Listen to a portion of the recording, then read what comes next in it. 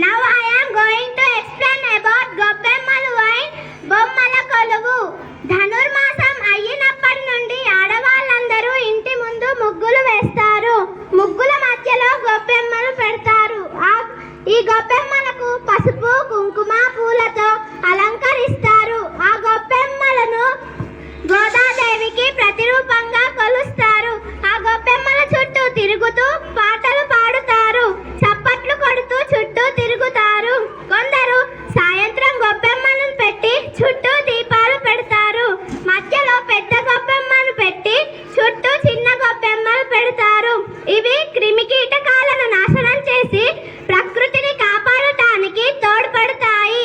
అందుకే గొబ్బెమ్మలను పెడతారు. నెక్స్ట్, బొమ్మల కొలువు.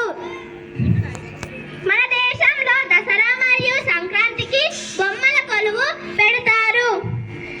మన సంస్కృతి సాంప్రదాయాలను తెలియజేయడానికి ఈ బొమ్మల కొలువు పెడతారు.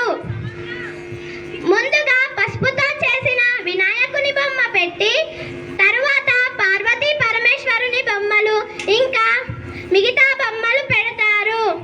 బొమ్మల కొలువు అంటే అన్ని బొమ్మలు ఒక దగ్గరికి